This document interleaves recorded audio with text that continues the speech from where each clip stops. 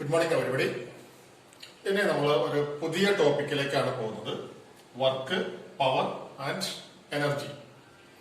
ഈ വർക്ക് എന്ന് പറയുമ്പോൾ നമ്മൾ ഒരു ബോഡിയിൽ ഒരു ഫോഴ്സ് അപ്ലൈ ചെയ്യുമ്പോൾ ആ ഫോഴ്സ് അപ്ലൈ ചെയ്ത ഡയറക്ഷനിൽ ആ ബോഡിക്ക് ഒരു മൂവ്മെന്റ്, ഒരു ഡിസ്പ്ലേസ്മെന്റ് ഉണ്ടാകുമ്പോഴാണ് നമ്മൾ ഒരു വർക്ക് ചെയ്തു എന്ന് പറയുന്നത്.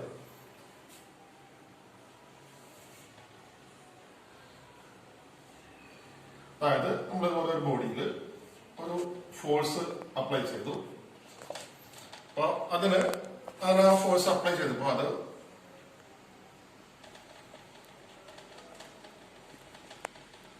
മൂവ് ചെയ്ത് ഇവിടെ വരെ എത്തി. അപ്പൊ നമ്മള്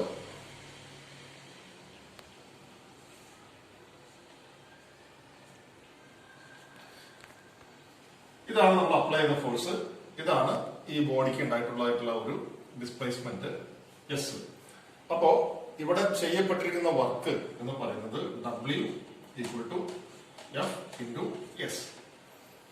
ഫോഴ്സ്, നമ്മളൊരു വസ്തുവിൽ ഒരു ഫോഴ്സ് അപ്ലൈ ചെയ്യുമ്പോൾ ആ ഫോഴ്സ് അപ്ലൈ ചെയ്ത ഡയറക്ഷനിൽ അതിന് ഒരു ഡിസ്പ്ലേസ്മെന്റ് ഉണ്ടാകുമ്പോഴാണ് നമ്മൾ അതിന് അല്ലെങ്കിൽ ഒരു വർക്ക് അല്ലെങ്കിൽ ഒരു പ്രവൃത്തി ചെയ്യപ്പെട്ടു എന്ന് പറയുന്നത്. അപ്പോൾ that is work is equal to force into displacement. അത് മൂവ് ചെയ്തതായിട്ടുള്ള ആ ഒരു distance. W equal to work done, F is equal to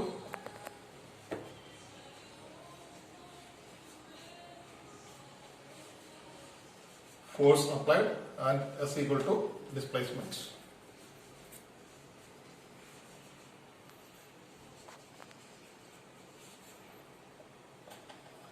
displacement. ഇപ്പൊ നമ്മൾ ഈ ഡിസ്പ്ലേസ്മെന്റ് എന്ന് പറയുമ്പോൾ നമ്മൾ അപ്ലൈ ചെയ്യുന്ന ഫോഴ്സ് അല്ലെങ്കിൽ അതിന്റെ മൂവ്മെന്റ് ഒരു സ്ട്രെയിറ്റ് ലൈനിൽ ആണ് എങ്കിൽ, ആ ഫോഴ്സിന്റെ ഡയറക്ഷനും ബോഡിയുടെ മൂവ്മെന്റിന്റെ ഡയറക്ഷനും ഒരു സ്ട്രെയിറ്റ് ലൈനിൽ ആണെന്നുണ്ടെന്നുണ്ടെങ്കിൽ ഈ ഡിസ്പ്ലേസ്മെന്റ് എന്ന് പറയുന്നതും ഡിസ്റ്റൻസ് എന്ന് പറയുന്നതും സെയിം ആയിട്ട് വരും. അപ്പൊ അങ്ങനെയാണെന്നുണ്ടെങ്കിൽ നമുക്ക് പറയാം it is equal to force into distance എന്ന് ആ ഒരു കേസിൽ നമുക്ക് പറയാം. അതായത് സ്ട്രെയിറ്റ് ലൈനിലാണ് മോഷൻ, അതിന്റെ ഡയറക്ഷൻ ചേഞ്ച് ചെയ്യുന്നില്ല, നേരെ ലൈനിലാണ് അത് മൂവ് ചെയ്യുന്നതെങ്കിൽ നമുക്ക് പറയാം work equal to force into distance എന്ന് പറയാം. ഇനി ഈ വർക്കിന്റെ യൂണിറ്റ്സ് ആണ്. MK സിസ്റ്റത്തിൽ ആണെന്നുണ്ടെങ്കിൽ ഇതിന്റെ unit joule.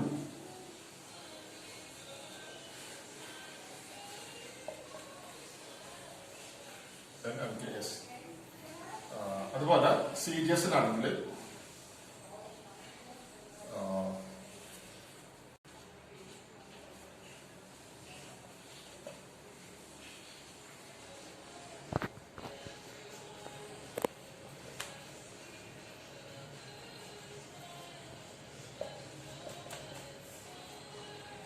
Foot Pounder in FPS.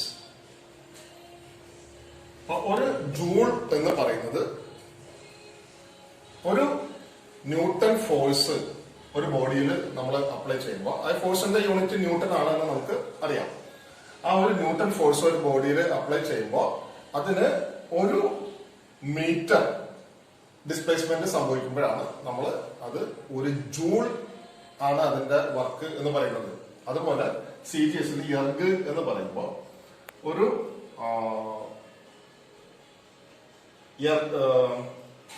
Dine, നമ്മള് CGS-ല് ഫോഴ്സിന്റെ യൂണിറ്റ് ഡൈൻ ആണ്. അപ്പൊ ഒരു ഡൈൻ ഫോഴ്സ് ഒരു വസ്തുവിൽ നമ്മൾ അപ്ലൈ ചെയ്യുമ്പോൾ അതിന് ഒരു സെന്റിമീറ്റർ ഡിസ്പ്ലേസ്മെന്റ് അല്ലെങ്കിൽ ഒരു മൂവ്മെന്റ്, അത്രയും ഒരു സെന്റിമീറ്ററിന്റെ ഡിസ്റ്റൻസ് അത് മൂവ് ചെയ്തിട്ടുണ്ടെന്നുണ്ടെങ്കിൽ അതിനാണ് നമ്മൾ ഒരു എർഗ് എന്ന് പറയുക.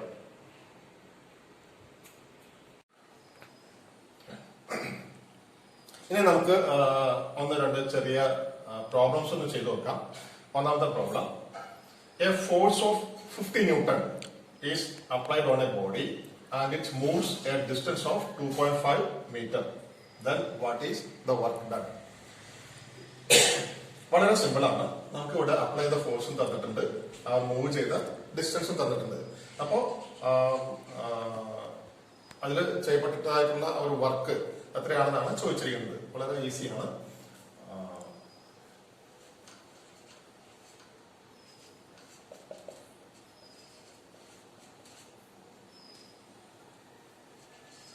Force F is equal to 50 Newton.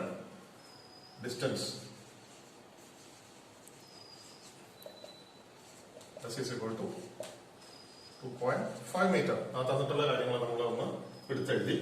ഇനി നമ്മളോട് ചോദിച്ചിരിക്കുന്നത് വർക്ക് ഡൺ ആണ്. Work is equal to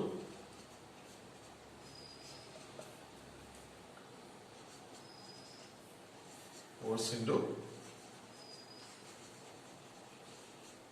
distance, that is equal to 50 Newton into 2.5 meter. That's equal to 50 into 2.5, 125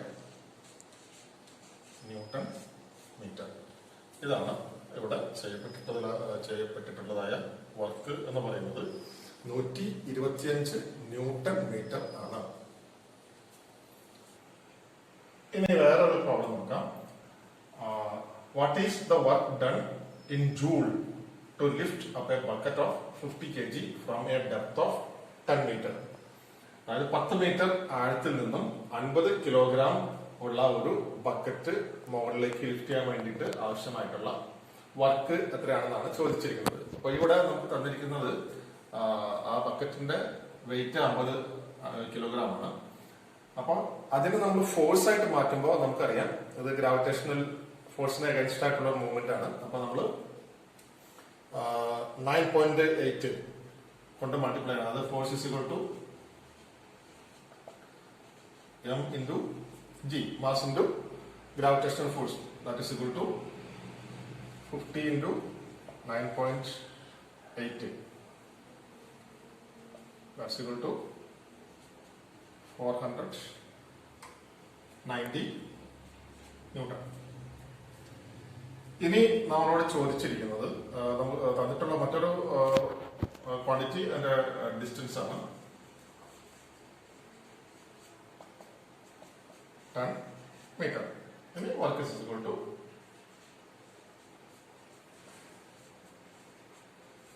force into distance.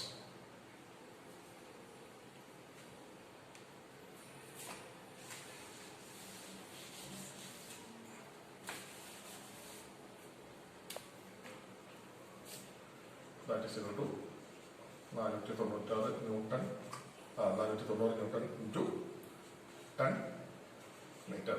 That's equal to 4,900 Newton meter. ഇനി അടുത്തത് power ആണ്.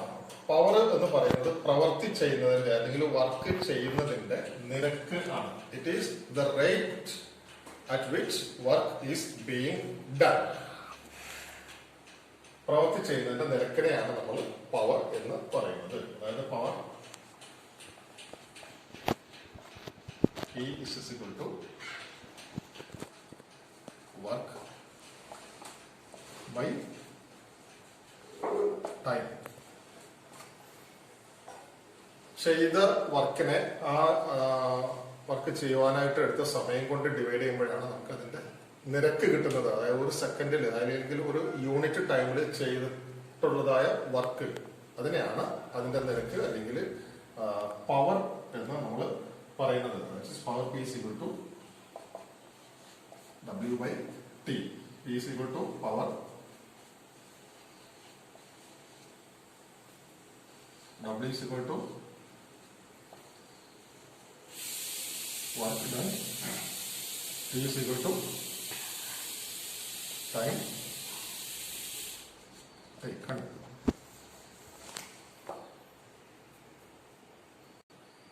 ഇനി പവറിന്റെ unit എന്ന് പറയുന്നത്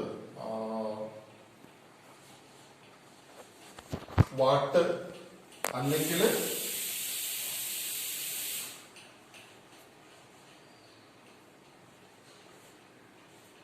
ജൂൾസ് പെർ സെക്കൻഡ്.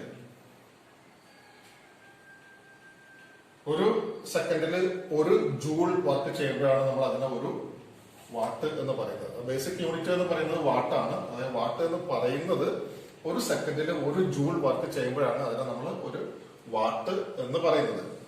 ഇനി ഈ പവർ ബേസിക് ആയിട്ട് നമുക്ക് 2-3 കാറ്റഗറിയിൽ വരുന്നുണ്ട്. അതിൽ ഒന്നാണ് electrical power.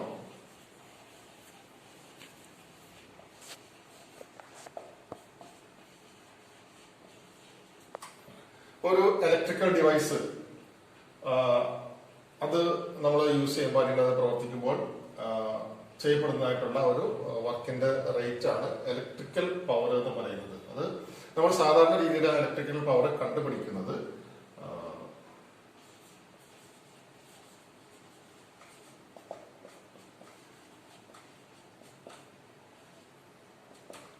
P is equal to voltage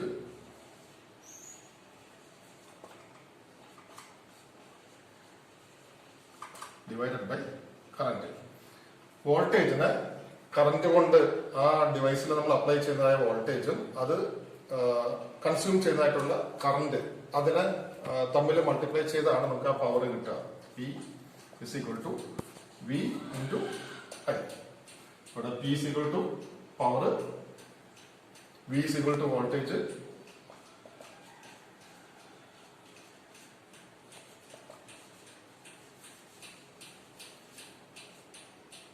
I equal to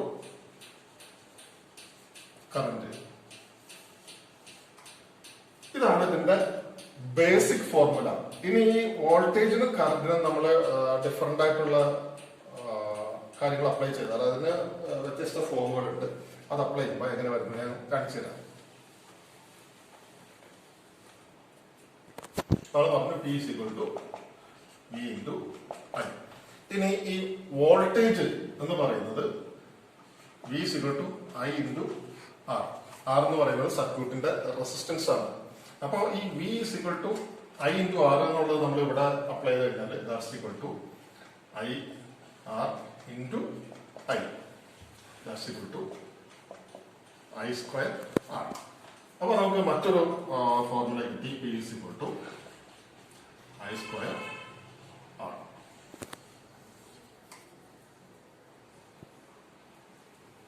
ഇനി നമുക്ക് ഇലക്ട്രിക്കൽ സർക്യൂട്ട്സിലേക്ക് വരുമ്പോൾ മറ്റൊരു ഫോർമുല കൂടി ഉണ്ട്. I is equal to V by R. വോൾട്ടേജിന് ഒരു സർക്യൂട്ടിൽ അപ്ലൈ ചെയ്തിട്ടുള്ള വോൾട്ടേജിന് അതിന്റെ റെസിസ്റ്റൻസ് കൊണ്ട് ഡിവൈഡ് ചെയ്യുമ്പോഴാണ് നമുക്ക് അതിന്റെ കറന്റ് കിട്ടുക. അപ്പൊ ആ കറന്റിന്റെ ഐയുടെ വാല്യൂ നമ്മൾ ഇവിടെ എടുത്തു കഴിഞ്ഞാൽ P is equal to V into V by R. That's equal to V square by R.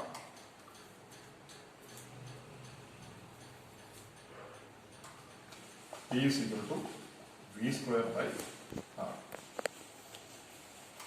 എന്നിങ്ങനെ നമുക്ക് തന്നിട്ടുള്ള ക്വാണ്ടിറ്റീസ് എന്തൊക്കെയാണ്? ഇപ്പൊ ഇത് ബേസിക്കലായിട്ട് വോൾട്ടേജും കറന്റും ആണ് ഇതിനകത്ത് വരുന്ന കാര്യങ്ങൾ. അതിന്റെ വ്യത്യസ്ത ക്വാണ്ടിറ്റീസ് വെച്ചിട്ട് ഇപ്പൊ വോൾട്ടേജിനാണെന്നുണ്ടെങ്കിൽ നമുക്ക് കറണ്ടും റെസിസ്റ്റൻസും ഉപയോഗിച്ചിട്ട് വോൾട്ടേജ് കണ്ടുപിടിക്കാം. അതുപോലെ കറണ്ടും റെസിസ്റ്റൻസും ഉണ്ടെങ്കിൽ നമുക്ക് വോൾട്ടേജ് കണ്ടുപിടിക്കാം. അങ്ങനെ ഓരോ രീതിയിലുള്ള വ്യത്യസ്ത രീതിയിലുള്ള 3 ഫോർമുലാസ് ആണ് നമുക്ക് ഇവിടെ വന്നത്.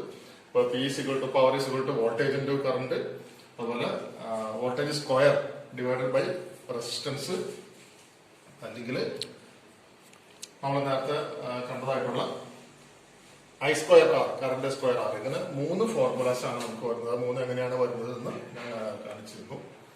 ആ ഫോർമുലാസ് എല്ലാം ഒന്ന് നോട്ട് ചെയ്യാം. പ്രധാനമായിട്ട് വരുന്നത് P is equal to V into I. അതിന്റെ ഡിഫറെന്റ് ഫോർമേഷൻസ് ആണ് ബാക്കിയുള്ളത്.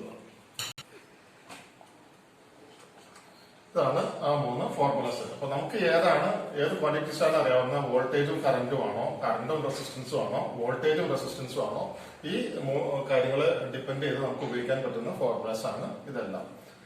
അതിന്റെ ബേസിക് എന്ന് പറയുന്നത് നമുക്ക് അറിയാവുന്ന ക്വാണ്ടിറ്റീസ് ഏതൊക്കെയാണ് എന്നുള്ളതിന് ബേസ് ചെയ്തിട്ടാണ് നമ്മൾ ഏത് ഫോർമുലയാണ് ഉപയോഗിക്കുക എന്ന് തീരുമാനിക്കുന്നത്. ഇതിന്റെ പവറിന്റെ unit what, basic unit what ആണ്. പിന്നെ അതിന്റെ കിലോ വാട്ട്, മെഗാവാട്ട് എന്നിങ്ങനെ അതിന്റെ മൾട്ടിപ്ലിക്കേഷൻസ് ആയിട്ട് വരുന്നതാണ്. ബേസിക് യൂണിറ്റ് വാട്ട് ആണ്. വാട്ട്.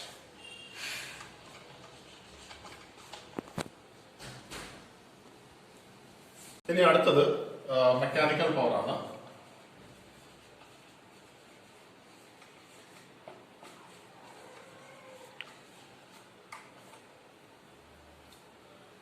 അതായത് ഒരു യന്ത്രം അല്ലെങ്കിൽ ഒരു മെഷീൻ, ഒരു ജനറേറ്റർ, ഇത് പ്രൊഡ്യൂസ് ചെയ്യുന്നതായ പവർ, ആ പവറിനെയാണ് നമ്മൾ മെക്കാനിക്കൽ പവർ എന്ന് വിളിക്കുക. അതിന്റെ യൂണിറ്റ് വരുന്നത് ഹോഴ്സ് പവർ അല്ലെങ്കിൽ HP എന്ന യൂണിറ്റിലാണ് നമ്മളത് പ്രധാനമായിട്ടും പറയുന്നത്. ആ മെക്കാനിക്കൽ പവറിന്റെ തന്നെ വീണ്ടും നമുക്ക് രണ്ട് ഡിവിഷൻസ് കൂടി വരുന്നുണ്ട്. ഒന്നാമത് ഇൻഡിക്കേറ്റഡ് ഹോഴ്സ് പവർ IHP.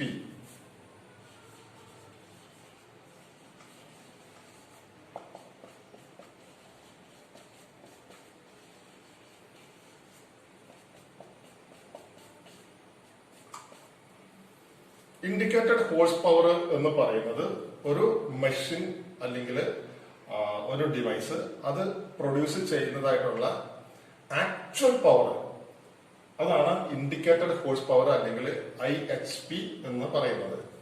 ഇനി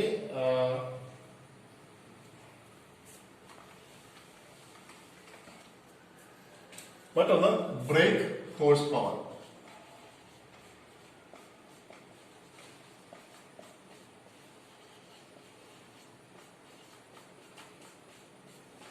അത് ഷോർട്ട് ഫോമിൽ BHP എന്നാണ് അറിയപ്പെടുന്നത്.